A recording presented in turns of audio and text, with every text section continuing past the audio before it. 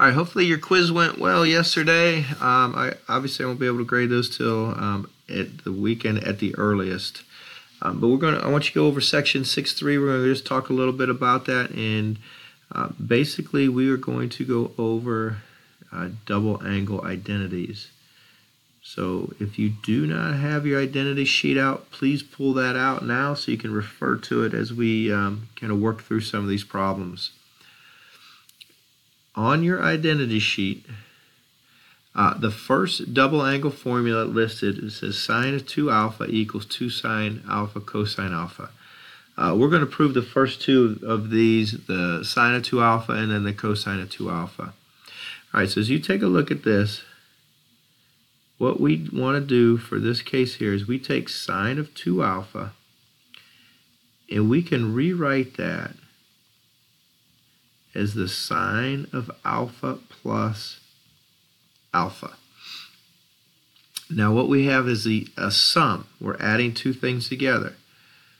Well, since we are adding two angles together, even though they're the same angle, we can use our sum formula, which says sine of a plus b equals sine of a times cosine of b plus cosine of alpha times sine of beta. But instead of alpha and beta, we're going to have two alpha and alpha. So here's how we can write this. This now becomes sine of the first one, which is alpha, times cosine of the second, which is alpha, plus cosine of the first, which is alpha, times sine of the second, which is another alpha. Well, you got sine alpha times sine alpha. They're the same thing because we can just flip those around using the commutative property. So really what we have is 2 sine alpha times cosine alpha. And that's your proof. Very quick. All right, take a look at the next one. It says cosine 2 alpha equals cosine squared alpha minus sine squared alpha. You'll see there's actually 3 listed there. We're just going to prove the first one and then use that to show how to generate the other two. And all 3 equations are interchangeable, and it really doesn't matter which one you use. It just depends upon the situation. Sometimes one's easier than the other. Sometimes it doesn't matter. Same thing. We're going to do the same thing we did on the previous one. I'm going to take cosine of 2 alpha, and I'm going to rewrite that as the cosine of alpha plus alpha. Same thing, we now have a sum of 2 angles, and so I can use the sum formula. And in this case here, I replace alpha in for beta.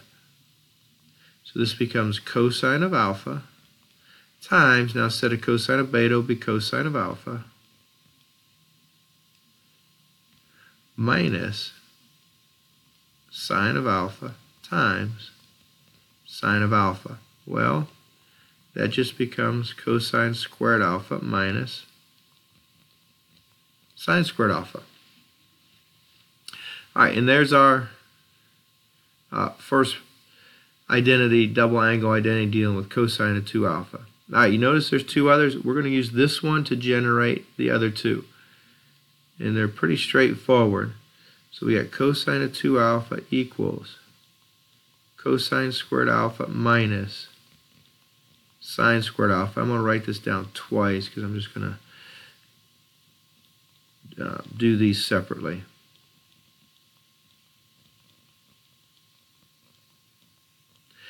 All right, to get the next one, and I'm not sure which one is listed next, but cosine squared alpha. What does cosine squared equal? That is the same as 1 minus sine squared alpha. So I replace cosine squared with that. I still have my minus sine squared alpha. And so I can combine those two, and it gives me 1 minus 2 sine squared alpha. Basically the same thing over here, except we're going to replace the sine squared alpha. So we got cosine squared alpha minus, and that's going to be replaced with 1 minus cosine squared alpha. Make sure you put that in parentheses because you have to distribute the negative sign.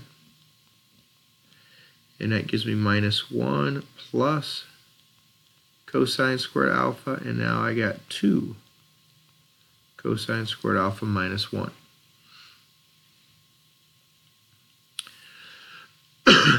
So those are the three equations for cosine of 2 alpha. Now the third one is tangent of 2 alpha equals 2 tangent alpha over 1 minus tangent squared. It would be a similar proof, but we're not going to go through it at this point.